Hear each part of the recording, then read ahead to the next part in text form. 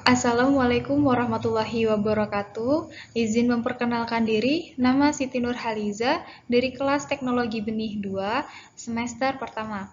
Nah, baik, di sini saya akan mempresentasikan mengenai unsur iklim.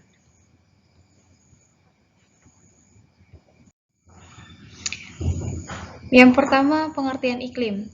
Iklim merupakan kondisi lanjutan dan merupakan kumpulan dari kondisi cuaca yang kemudian disusun dan dihitung dalam bentuk rata-rata kondisi cuaca dalam kurun waktu tertentu.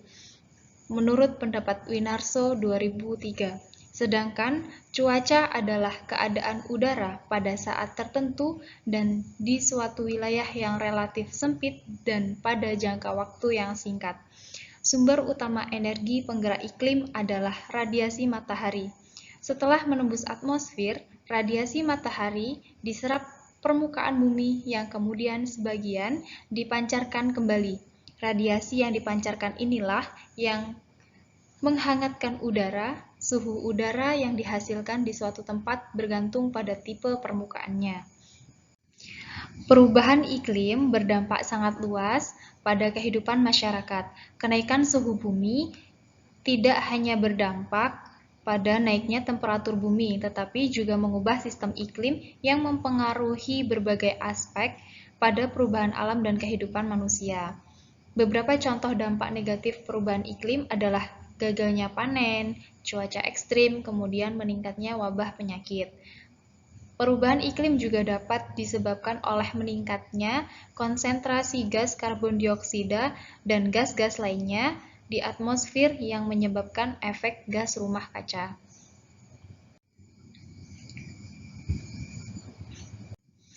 Kemudian ada pengertian unsur-unsur iklim. Yang pertama, suhu atau temperatur udara merupakan derajat panas dari aktivitas molekul dalam atmosfer atau udara yang timbul karena adanya radiasi panas matahari yang diterima oleh bumi. Yang kedua, ada tekanan udara yang merupakan suatu gaya yang timbul akibat adanya berat dari lapisan udara.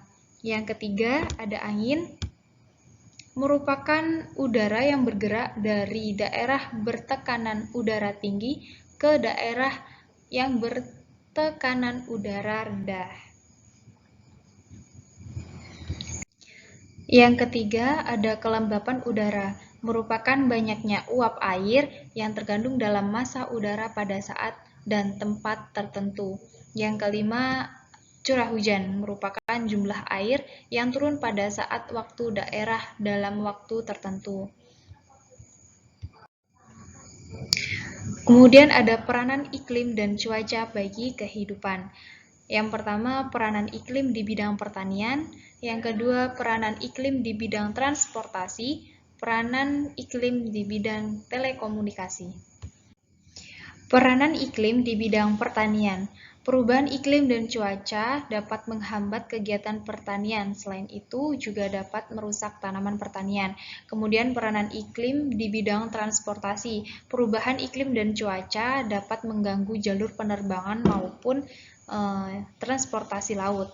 Kemudian ada peranan iklim di bidang telekomunikasi, yaitu perubahan iklim dan cuaca dapat menghambat kegiatan pariwisata, akibatnya kegiatan tersebut akan terhambat. Dampak perubahan iklim bagi ekosistem. Yang pertama, gelombang panas ekstrim, kemudian meningkatnya kebakaran hutan yang ekstrim, meningkatnya risiko banjir, meningkatnya risiko kekeringan. Cara mengatasi perubahan iklim.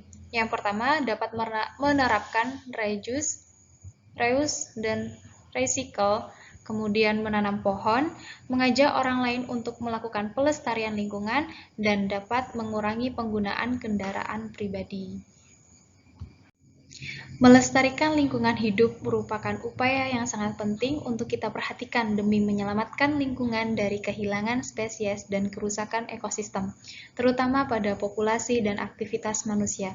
Kita sebagai generasi muda wajib menjaga kelestarian lingkungan agar tetap terjaga kelestariannya. Belajarlah mencintai alam, karena itu sama halnya dengan menjaga milik Tuhan. Baiklah, sekian presentasi dari saya. Mohon maaf apabila ada salah kata. Saya akhiri. Wassalamualaikum warahmatullahi wabarakatuh.